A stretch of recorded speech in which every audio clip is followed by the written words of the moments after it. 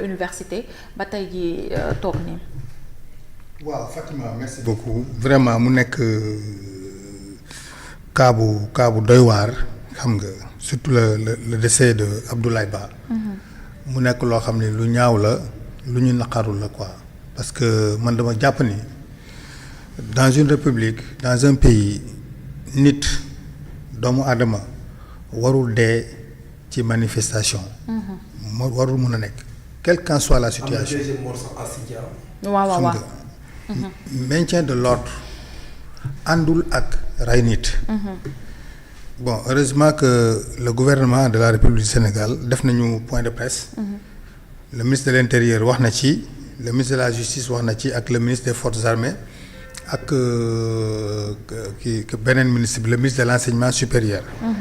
waaw ñoom ñëpp bi ñu waxee aussi bu ñu mënee tënk li ñu wax dañu ñoom ñëpp déjà naqarul nañu li am.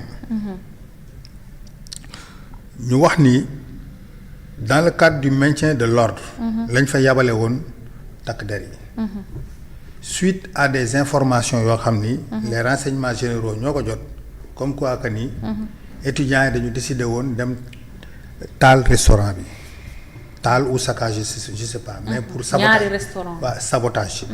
ci la ñu ñëwoon pour artu loolu. ci la échauffourée yi am ba lii am. loolu la ministre bi wax. maintenant université de Dakar ku ko xam. xam ni lii moom yàgg na fa. depuis ñun bi ñu nekkee étudiant ba ak ñi ñu mag sax. université dafa mës a tànk. loolu xam nañ ko te lu koy indi en général. ay retard de bourse lay doon. moo ci ëpp moo koy indi. retard de bourse mooy indi ay problème bii aussi ci problème mu bourse la. ñu wax ni ay problème mu rappel. ñu fàttali ni le gouvernement du Sénégal nee na waxoon naa ko fi keroog. tous les bourses sont payées te ministre bi waxaat na ko de l'enseignement supérieur. déglu nga ko keroog. ci décision yi ñu jël pour réorganiser l'université. réorganiser le système universitaire ci la yenn problème yi amee ba étudiants yi bu dee seen réunion bi ñu doon def. finalement entente amul. ba coow yëpp am. maintenant man damay ñaan les étudiants. lii ñu leen di proposer ay réformes yu baax la. parce que c'est des réformes déjà nee nañu pas plus tard ce matin maa ngi koy déggaat que l'année universitaire dañu bëgg muy commencer nu mu tuddati octobre. di jeex juin juillet. te loolu moom mus a am. mais depuis que perturbation yi am. c'est-à-dire la Covid. plus université bi. les événements de mars 2021. bi université bi ñu tëjoon pendant 10 mois. moom moo indi perturbation yi. donc les gens ont décidé. l'État du Sénégal indiwaat ko ci système normal. ba nga xam ni année académique bi dafay matcher. dafay correspondre ak année de kii paiement bourse yi. nga xam dootul amati ay rappel dootul amati dara chaque weer da ngay ñëw dès que tu t'inscris da ngay ñëw ñu lay fay ñu fay la. ba say 12 mois mat. loolu c'est ay mesures yu baax la. loolu donc moi j'appelle les étudiants ñu ànd ak gouvernement bi ci loolu. pour le cas de Abdoulaye Ba. man quand j'ai lu l'autopsie franchement j'avais des frissons. très sincèrement parce que ñun ñëpp ay jullit lañ ay nit lañ. xam nga gaañ nañ ko ci bopp bi gaañ nañ ko ci biir bi. gaañ ko ci yenn organes yi. ba loolu moo provoqué sa mort. loolu la ñu wax maintenant heureusement ba ñu ne ñu ngi def ay enquêtes pour xam kan la. wala ñan la. donc loolu wax dëgg yàlla man maa ngi koy rafetlu. parce que lu mel ni bu amee dañu war a xam kan moo ko def Fatima. parce que mënuñu nekk toujours dans l'impunité. Fatima bu ñu fàtte ni diggante 2021 ba 2024. y a 80 et quelques personnes qui ont été tuées ci ay manifestations. et jusqu'à présent mënuñu la wax ni enquête bii ubbi nañ ko wala diw la wala diw la. loolu mooy indiwaat yii. parce que bu fekkoon ni defoon nañ ay enquêtes sérieuses. ñi nga xam ne ñoo defoon loolu ñu jàpp leen def ci ay sanctions yi ci war. kon je pense que tey lii du am. et mieux aussi. les forces de défense et de sécurité. vraiment gis nañ ci image yi xam nga une utilisation disproportionnée de la force publique. Parce que étudiants yi daw man j'ai vu personnellement. ay grenades lacrymogènes yu ñu dóor ci ay chambres. pour man jàpp naa ne loolu warul nekk. parce que s'il y a des gens asthmatiques ou autres. mën nañ fa ñàkk seen bakkan. FDS yi. wala leneen. ça je l'ai vu. j'ai vu ay ñu gaale seen ay moto ñu koy yàq. xam nga pour man loolu bokkul ci maintien de l'ordre. tu vois. donc loolu lu ñaaw la.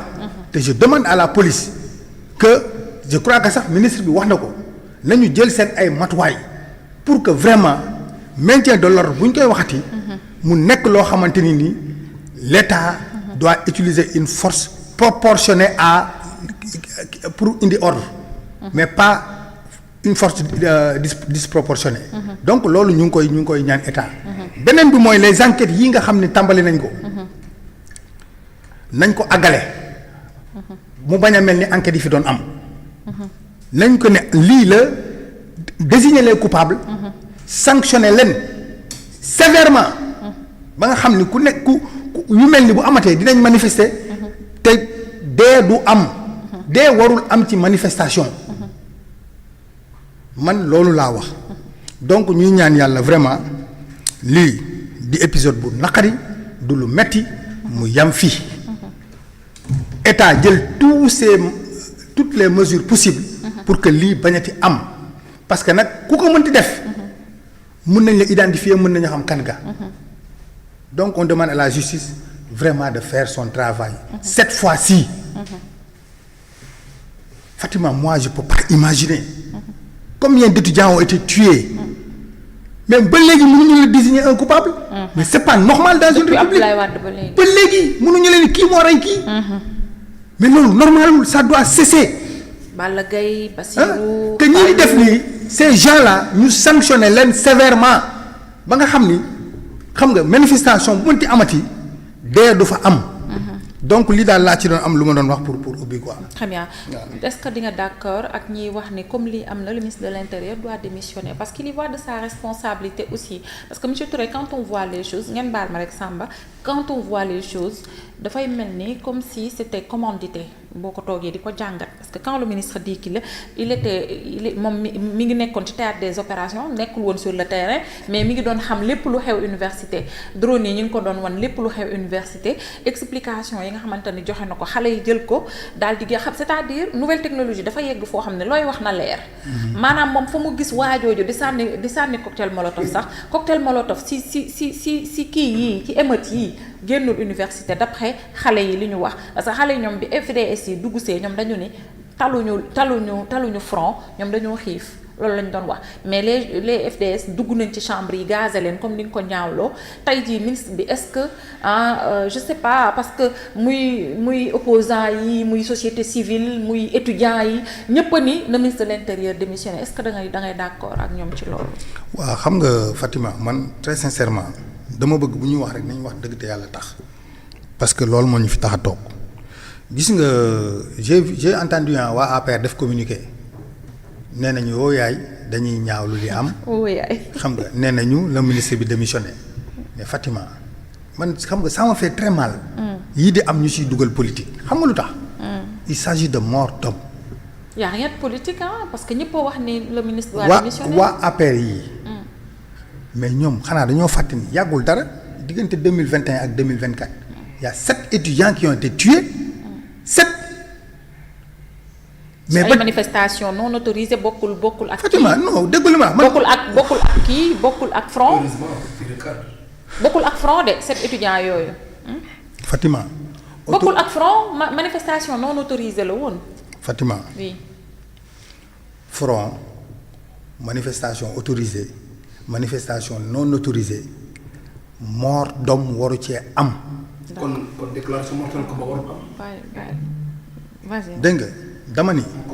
waa APR yi laa gis seen communiqué ñu ne dañ koy ñaawlu nee nañ. nee nañ na ministre bi démissionné Fatima mais man vraiment su may déglu waa APR ñuy wax tey. ci violence. ci rey nit ci yii nii. vraiment man je suis outré parce que je peux pas comprendre des gens yoo xam ne yor nañu le pouvoir. pendant 12 ans est-ce que xam nga ki ñu njëkk a rey ci régime Macky Sall. ban année lañ ko rey en 2012 c'est un étudiant. xaw ma nan j'oublie son nom xaw ma nan Diop. dégg nga mais ba fii may wax ak yow nii y a pas une enquête wala boog identifié wu ñu diw la.